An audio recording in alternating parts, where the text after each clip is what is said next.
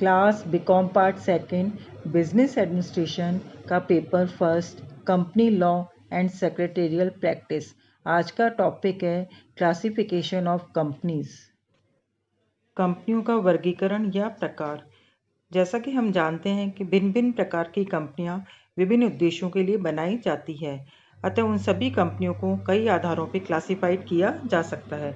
अब जो different companies हैं उनको किन किन आधारों पर क्लासिफाइड किया जा सकता है उसको स्क्रीन पे जो चार्ट दिखाई दे रहा है उसमें आप लोग देख सकते हैं कि कंपनीज को डिफरेंट आधार पे क्लासिफाइड किया जा सकता है। जैसे फर्स्ट है निर्माण की विधि के आधार पे, नेक्स्ट है दायित्व के आधार पर, फिर है सदस्यों की संख्या के आधार पर, नेक्स्ट है नियंत्रण के आधार पर, फिर है स्वामित्व के आधार पर, फिर है पूंजी बाजार में पहुंच के आधार पर, एंड लास्ट है अन्य कंपनियां।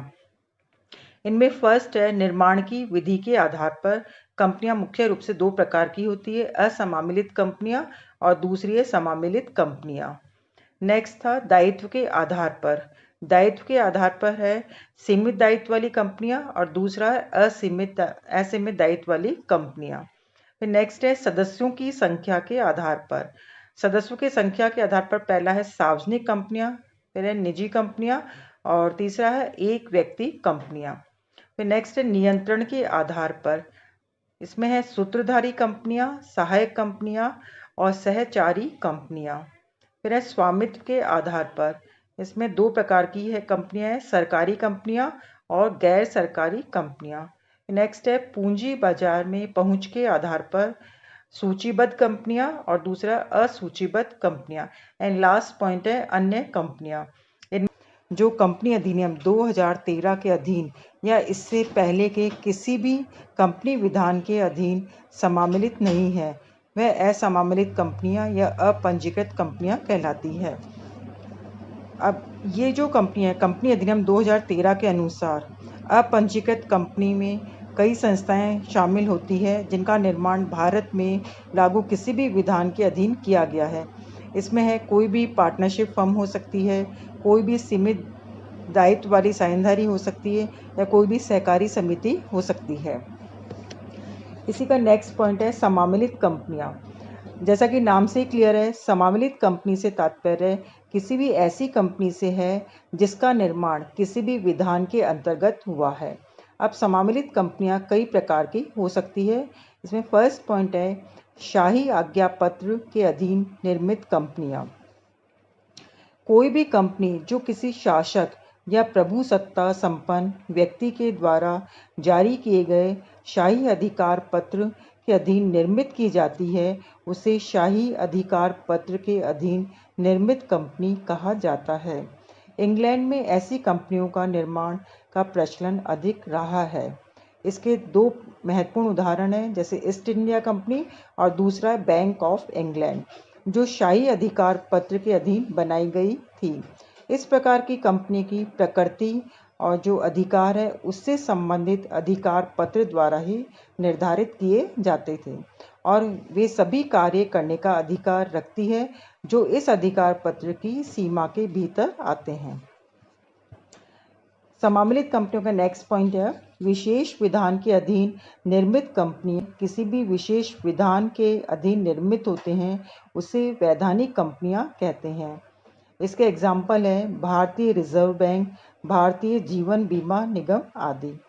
वैधानिक कंपनियों का निर्माण सामान्यतः सार्वजनिक क्षेत्र के उपक्रमों के संचालन हेतु या जन सामान्य के उपयोग की सेवाओं जैसे जल, विद्युत, परिवहन आदि के संचालन हेतु किया जाता है। नेक्स्ट पॉइंट है कंपनी अधिनियम के अधीन समामिलित कंपनियां।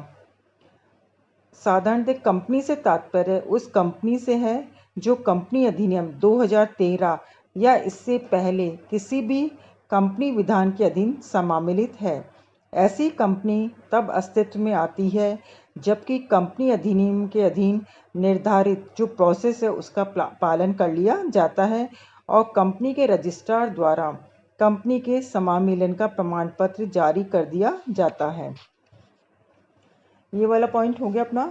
अब सेकंड मेन पॉइंट है सदस्यों के दायित्व के आधार पर कंपनियां। सदस्यों के दायित्व के आधार पर कंपनियां कई प्रकार की होती है। उसमें पहला पॉइंट है अंशों द्वारा सीमित कंपनियां। अंशों द्वारा सीमित कंपनियां सेक्शन 2 सबसेक्शन 22 के अनुसार इसकी डेफिनेशन है। अंशों द्वारा सीमित कंपनी से तात्पर्य ऐसी कंपनी से है जिसके सदस्यों का दायित्व उनके द्वारा धारित अंशों के अंकित मूल्य की अदद राशि यदि कोई हो तो तक सीमित रहता है। इस प्रकार से स्पष्ट है कि किसी भी कंपनी को अंशों द्वारा सीमित कंपनी तभी कहा जाएगा जबकि उसके सदस्यों का दायित्व उसके द्वारा धारित अंशों के अंकित मूल्य की जो अनपेड राशि है वहीं तक सीमित होगी। ऐसी कंपनी के किसी भी सदस्य को उसके द्वारा धारित अंशों के मूल्य की जो अनपेड राशि से अधिक राशि के लिए उसे कभी भी रिस्पॉन्सिबल नहीं ठहराया जा सकता है। यदि उनके द्वारा धारित अंश फुली पेड अप हैं तो उनको धारित करने वाले सदस्यों को किसी भी राशि के भुगतान के लिए रिस्पॉन्सिबल नहीं ठहराया जा सकता है। केवल जो अपूर्णदत्त अंशों के धारकों से ही उनके द्वारा जो धारित अंशों के अंकित मूल्य के जो अनपेड अमाउंट है उसी के लिए उसको रिस्पॉन्सिबल ठहराया जा सकता है। कंपनी यह अदद राशि अंशधारियों से अपने जीवन काल में कभी भी मांग सकती है। यहाँ तक कि कंपनी यह राशि कंपनी का जब समापन होता है तो उस समय भी ये राशि मांग सकती है। नेक्स्ट पॉइंट है गारंटी द्वारा सीमित कंपनियां। इसकी डेफिनेशन है सेक्शन 2 सबसेक्शन 21 के अनुसार। गारंटी द्वारा सीमित कंपनी से तात्पर्य एक ऐसी कंपनी से है जिसके सदस्य उस कंपनी के समापन की दशा में वह राशि देने के लिए उत्तरदायी होते हैं जितनी राशि देने के लिए उन्होंने वचन या गारंटी दी है।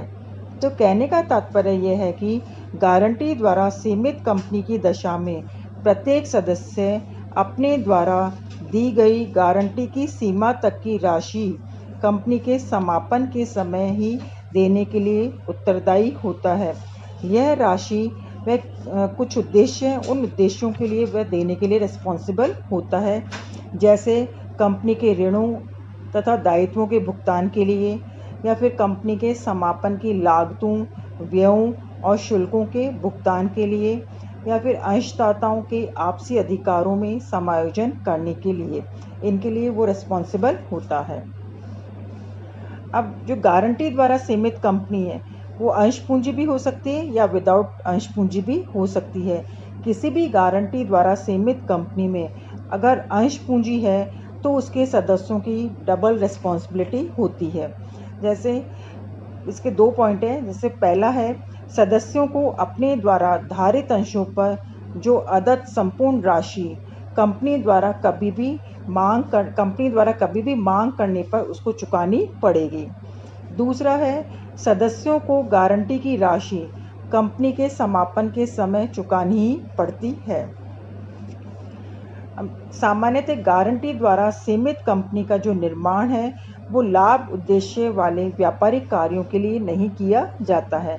ऐसी कंपनियों का निर्माण कला, वाणिज्य, विज्ञान, धर्म आदि महत्वपूर्ण सार्वजनिक हित के कार्यों के संपन्न करने के लिए ही किया जाता है। अब इसी का नेक्स्ट पॉइंट है असीमित दायित्व वाली कंपनियां। इसकी डेफिनेशन है सेक्शन 2 सबसेक्शन 92 के अनुसार। असीमित दायित्व वाली कंपनी से तात्पर्य ऐसी कंपनी से है जिसके सदस्यों के दायित्व की कोई सीमा नहीं होती है। तो इस प्रकार से हम कह सकते हैं, इस डेफिनेशन से क्लियर होता है कि ऐसी कंपनी में सदस्यों का दायित्व क्या होता है, अनलिमिटेड होता है। तो अनलिमिटेड मीन्स वह ऐसी कंपनी का प्रत्येक सदस्य कंपनी के समस्त ऋणों और दायित्वों के लिए उत्तरदायी ठहराया जा सकता है, किंतु ऋणों दायित्वों को चुकाने वाले सदस्य या सदस्यों को अन्य सदस्यों से अंशदान प्राप्त करने का भी अधिकार होता है। इस प्रकार असीमित दायित्व वाली कंपनी के सदस्यों का भी साझेदारों की भांति ही असीमित दायित्व होता है, किंतु कोई भी ऋणदाता किसी भी सदस्य पर ऋणों की वसूली के लिए व्यक्तिगत नाम से वाद प्रस्तुत नहीं कर सकता है। तो इस प्रकार से आज के लेक्चर में क्लासिफिकेशन ऑफ कंपनीज के 2 मेन पॉइंट्स डिस्कस किए हैं, इसमें निर्माण की विधि के आधार पर और दूसरा था दायित्व के आधार पर। जो रिमेनिंग पॉइंट्स है वो नेक्स्ट लेक्चर में आप लोगों को मैं करवाऊंगी। ठीक है।